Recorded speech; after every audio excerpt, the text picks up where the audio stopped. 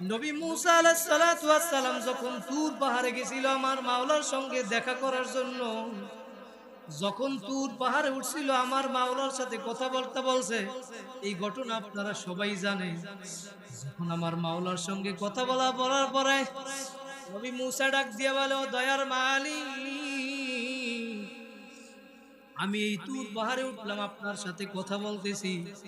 আমার মনে হয় আপনার এত নিকটবর্তী আমি হইলাম, আমার ভিতরে এত নিকটবর্তী হইছি আপনার আমার মাঝে, মনে হয় এত নিকটবর্তী কিয়ামতের আগ পর্যন্ত কেউ হইতে পারবে না। আল্লাহ পাক রব্বুল আলামিন ডাক দিয়া বলে, ও মুসা, তুমি আমার মাঝে যত নিকটবর্তী হইছো, বাইনি ওয়া বাইনাকা হিজাব, তোমার আমার মাঝে এখনো পর্দা আছে ৭০,০০০। কুল্লা হিজাব আলফাসানা, প্রত্যেক পর্দা ১,০০০ বছরের রাস্তা, প্রত্যেক পর্দা ১,০০০ বছরের রাস্তা। কিন্তু ও মুসা, সাতাতি উম্মাতু হাবিবি, আমার বন্ধুর উম্মত আসবে, আমি মাওলা তাদের সাথে কথা বলবো, তারাও আমার সাথে কথা বলবে। ফালা হিজাবা বাইনি ওয়া বাইনাহুম, আমি মাওলা যখন তাদের সাথে কথা বলবো, তারা যখন আমার সাথে কথা বলবে, আমার ওই নবীর উম্মত গুলা যখন আমি সিজদার ভিতরে, আমি মাওলার কুদরতি পায়ের ভিতরে সিজদা লাগাইবে, তখন ওই বান্দা বান্দির ভিতরে আমার ভিতরে কোনো পর্দাই থাকবে না।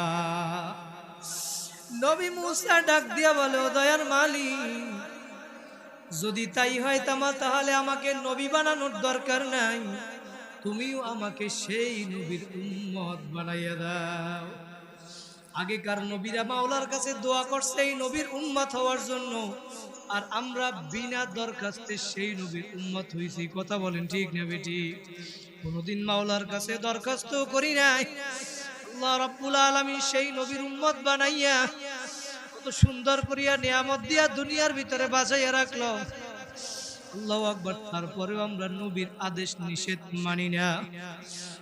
ভাইরা, আল্লাহ পাক রব্বুল আলামিন ডাক দিয়ালে বলে, মুসা, যখন আমার উম্মতরা নামাজের ভিতরে আমার পায়ের ভিতরে সেজদা দিবে, তখন তাদের ভিতরে আমার ভিতরে কোনো পর্দাই থাকবে না। সুবহানাল্লাহ। ভাইরা, তাহলে নামাজ পড়া লাগবে নাকি লাগবে না? আল্লাহ পাক আমাদের সবাইকে কবুল করুক, বলেন আমিন। নামাজ পড়িয়া নেক কাজ করিয়া আমার মাওলারে নিয়ে কারা কারা কবরে যাইতে চাই, জোরে হাত জাগাই একটা আল্লাহ বলিয়া ডাক দেন। আর জোরে আমার মাওলা দেখুক দেবিদ্দারের ভাইরা।